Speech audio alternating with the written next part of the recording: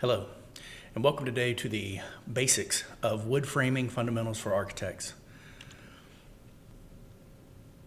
The topics for today's discussion will be introduction to wood framing, the components used traditionally in wood framing, some techniques and how to kind of use wood framing, and run through an example of constructing a wall from our architectural drawings, and then just a few additional notes for discussion. So, introduction into wood framing. Wood is a material. What is its benefits? What is its challenges? The types of wood commonly used for framing, and what are some of the grading of wood and how we determine that. Benefits and challenges of wood framing. Wood framing traditionally is very cost effective. It does have great flexibility in what it can do, speed of construction, adaptability, and it is a renewable resource. Some of the challenges that come with wood as a material is it's vulnerable to moisture, it is flammable, has shrinkage and stability issues, susceptible to rot and pests, termites mainly, but as you can see pictured here. There are many different types of wood commonly used in wood framing. Softwoods, some of your typical spruce, pine, firs, oak, hardwoods, and some engineered wood products that you commonly might run into, finger jointed lumber and oriented strand board, which is we call, typical sheathing for most projects, plywood, and the grading method for how they're commonly dried. So you see kind of above is the different gradings that are used. Softwood grades, usually you see structural select. This is the most common grade, number 1, number 2, and number 3. Obviously, the higher quality of the grading, the less knots they have, the less susceptible to shrinkage. Hardwood grades has a few extra things noted about it, the first and seconds, higher grades. Select is obviously the better. Number 1 common, number 2 common. You can follow those and pause and kind of read the video as to some more definition for what those are. Here's a common stamp used in grading materials. So as you see on the side of a 2x or 2x6, 2x4, you may see a stamp like this above me.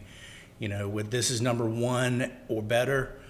It is structural grade and green Douglas fir.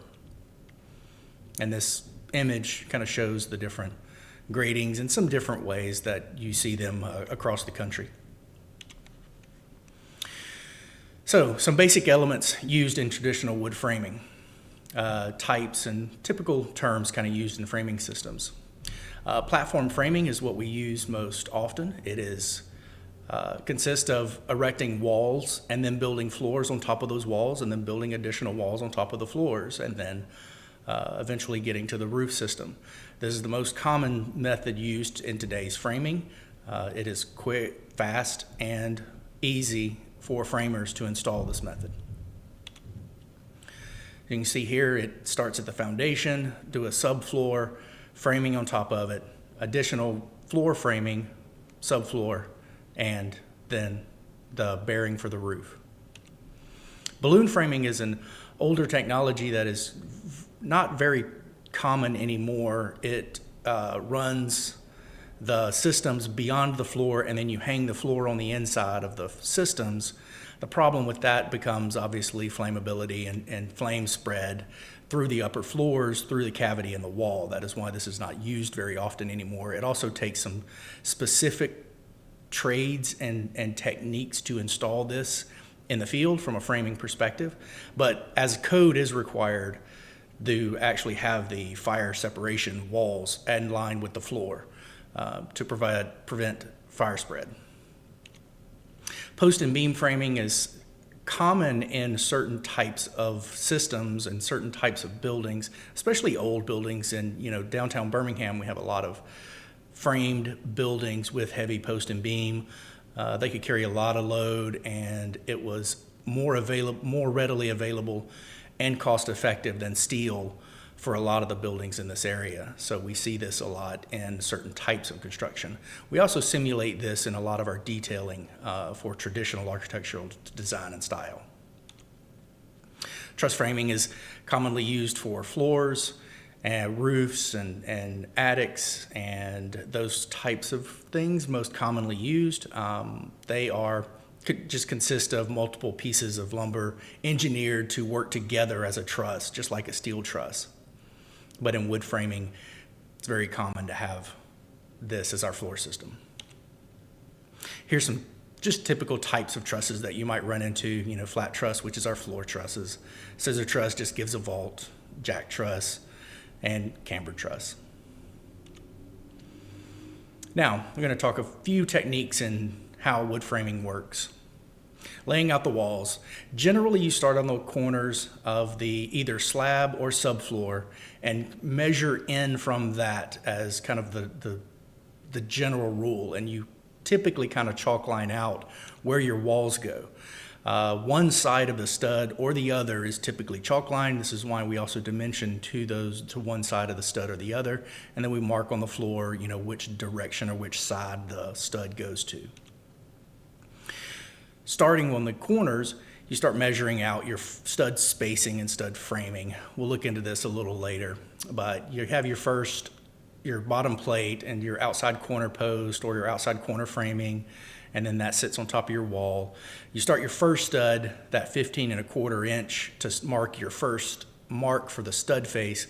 That gives you a 16-inch center line to the center of that stud, and then from that point forward, you mark 16 inches as you continue building up your wall. Here's some common terms kind of used in traditional wood stud framing. You have your trim studs, your cripple studs. Obviously, you have your base plate, your top plate. Any of the kind of studs that go below window framing or above window headers becomes your cripples. Code does most often require fire blocking in the middle of walls, just to kind of help, again, stop the spread of fire in case there is one. And then trim studs kind of hold up the bottom. Sometimes they're called, jack studs as well. Just another diagram kind of opening up and expanding kind of some of the terminology to the roof and how you get into it. So you have your rafters and obviously your rafter tails, cornice, cripples. Now you have your top plate bearing with where the trusses go, where the trusses sit on the bearing of the wood framing below. Now, we're going to look at an example of constructing a wall from start to finish, and what information is important for the framer to look at. What information that we have is relevant to us, and how do we communicate that? What is the wall? What is the order in which the wall is framed? How is the wall erected and stood, and finally braced? So here we see 3 drawings that are kind of very common for a small particular project. We're going to frame and use this as an example to frame the front wall, which includes the front door, some windows, and what information is relevant for that. Obviously, we need the floor plan, elevation, and really the framer only needs the floor plan, elevation, and really door and window schedules and the door and window shop drawings, and that'll become apparent here in a moment. So we start with the floor plan because now we have a slab and we're being asked to frame this front wall. So what do we need information-wise that's important for us? Well, the dimensions in order to start with this wall is we're going to start with the corner of this wall on the slab edge. And then we're going to kind of locate our center lines of our windows, doors, and all openings as we dimensioned it on the plans. So here you can see I've kind of laid out a top plate, 2 top plates, and a bottom plate, and I've connected them together.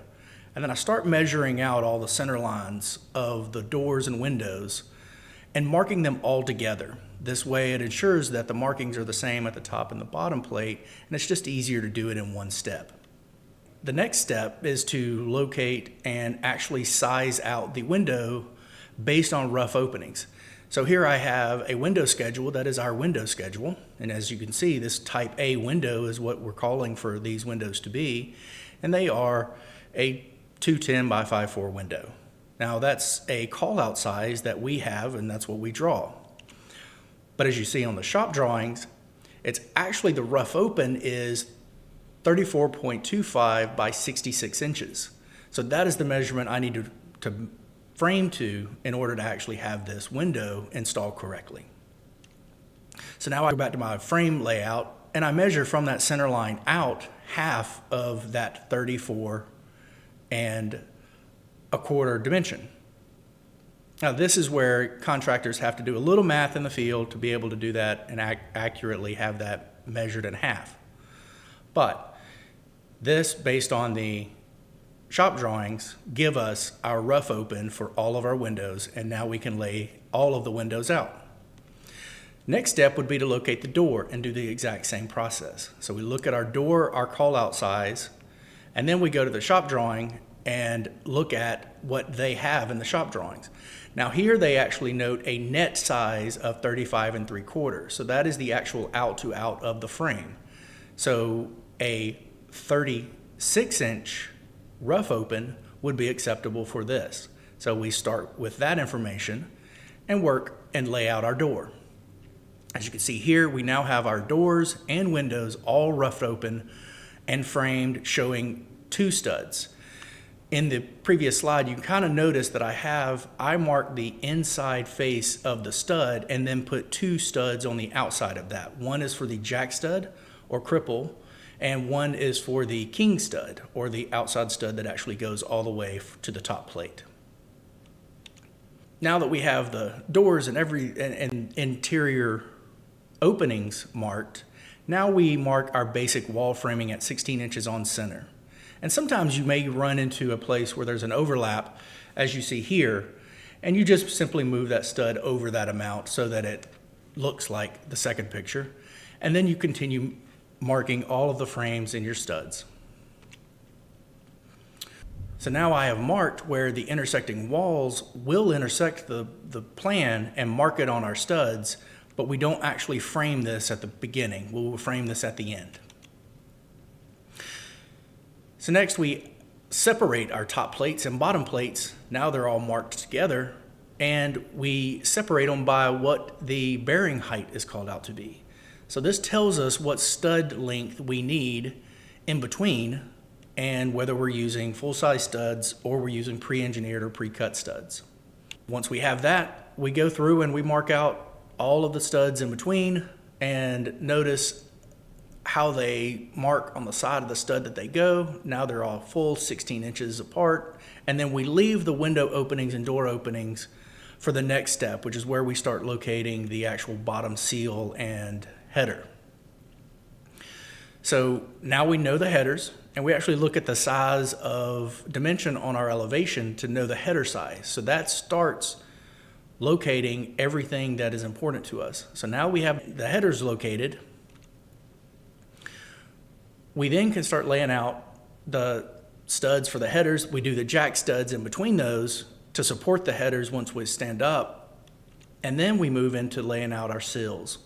Again, we go back to the shop drawings to kind of give that rough open that was required for the sill and the top and bottom dimension. And then we just fill in the rest with our cripple studs as measured to continue our 16-inch on center from left to right in this example. After all the studs are in place and all the cripples are in place, then we can start sheathing this wall in place on the ground. It's much easier to install the sheathing when it's laying down, and then you're just stepping on top and nailing it into the corners and into the perimeter as necessary by structural. Then we cut out the windows and doors after all the framing is in place, and then we tilt up the wall and set it in place. And there may be J-bolts at the bottom that they need to be attached to, and that also may include some seal, or some caulk at the bottom of the baseboard so that it seals properly. Once we tilt up the wall. As you can see in this example, we do some bracing back to some studs that can get hammered into the concrete or attached some other way. And then we also can now infill some blocking, or in this case, ladder framing, where the intersecting walls will intersect this exterior wall. This allows us to actually get some extra insulation in and make sure we have this wall properly insulated. And now this wall is framed, rotated up, sheathed, and ready for weather barrier, and the rest of the walls as this goes around the building as necessary. So last, we want to talk just a few notes on some common wood framing issues and some advanced framing techniques. And if you ever hear advanced framing, it just means a modified way to do traditional framing. Here's some framing issues that are very common, bowing, cupping, splitting, checking, heavily knotted wood. This is all problems and part of what we typically run into when we look at framing issues, or what structural we'll look at in framing issues. To talk about advanced framing for just a moment and wrapping up, the purpose of advanced framing is to lighten some of the wood usage so that we can increase our overall R value of our wall. And because we're using less lumber, it actually can reduce some framing time and hopefully lower lumber and labor costs. So one of the techniques used in advanced framing is the three stud corner method, so that and there's different layouts you can see on screen how to lay out those studs, so that the point is to get more open area for insulation and to be able to make the insulation a little more continuous around the corner, standard from a traditional corner, which is built up and does not allow for easy installation of insulation after the fact. So here's two examples of a traditional framing methodology versus an advanced framing methodology. Very similar in the surface approach. Big differences between the two are the 24-inch on-center studs in the advanced framing system, and the floor joists and roof joist aligned with the joist below. This can allow for a single top plate if they're all aligned structurally from top to bottom, but most common, it's not easy to line all of the framing members up structurally, so we do a double top plate. So, hope you enjoyed learning a little bit more about wood framing fundamentals and basic wood framing techniques. Thank you.